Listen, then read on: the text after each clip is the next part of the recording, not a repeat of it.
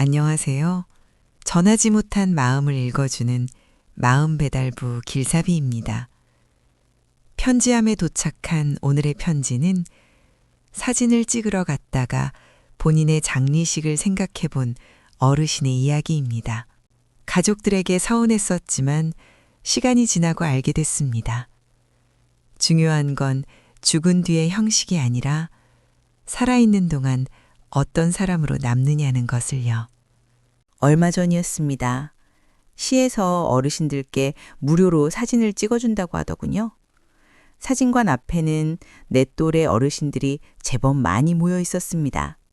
곱게 머리를 매만지고 자켓 깃도 여미고 서로 웃으며 안으로 들어가는데 그중 한 분이 농담처럼 말씀하셨습니다.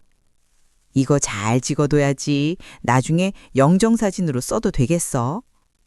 다들 웃었습니다. 그런데 이상하게 그 말이 제 가슴에는 웃음으로만 남지 않았습니다.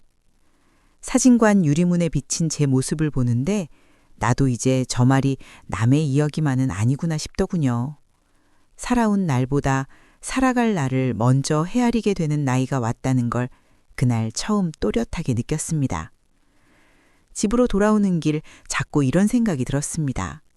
내가 죽으면 사람들은 나를 어떤 사람으로 기억할까?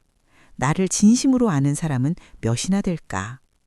연락처에 저장된 그 수많은 이름들 가운데 정말 마음 아파할 사람은 과연 몇 명이나 될까? 그날 밤 나는 짧은 메모를 하나 써보았습니다. 내가 떠난 뒤 사람들이 나를 어떻게 말할까? 누가 보라고 쓴 것도 아니었습니다.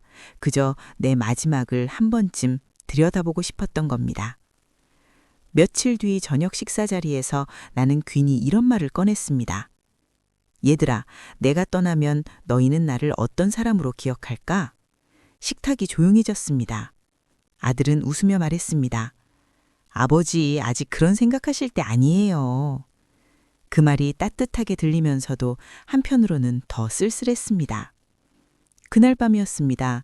방으로 들어가려다 거실에서 들려오는 아들과 며느리의 목소리에 발걸음을 멈췄습니다. 아버님 같은 분은 조용히 가족끼리 모시는 게 더 나을 것 같아.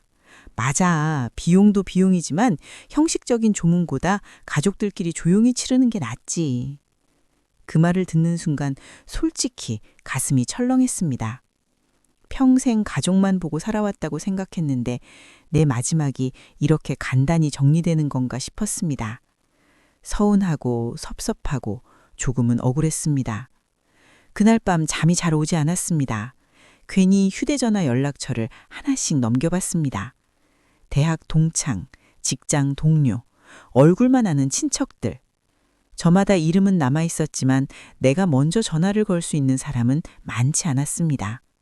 생각해보니 나는 관계를 이어온 게 아니라 끊어지지 않았다는 모양새만 붙들고 살았는지도 몰랐습니다. 그런데 며칠이 지나고 나서였습니다.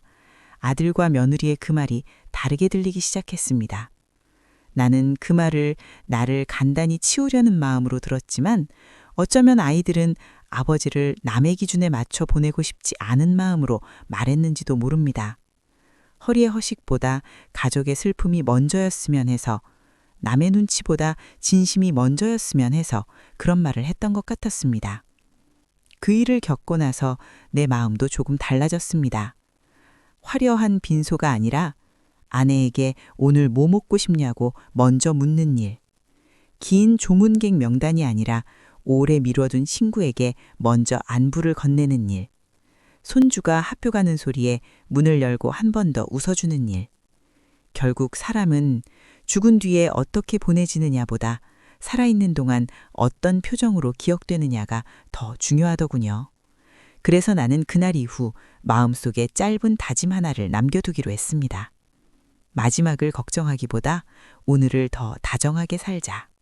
이 한마디면 충분하다고 생각합니다. 죽은 뒤의 꽃보다 살아있는 오늘의 한마디가 누군가의 마음에는 훨씬 오래 남습니다. 혹시 지금 떠오르는 사람이 있다면 오늘 안부를 먼저 건네보셨으면 합니다. 오늘 사연 마음이 어떻게 남으셨나요?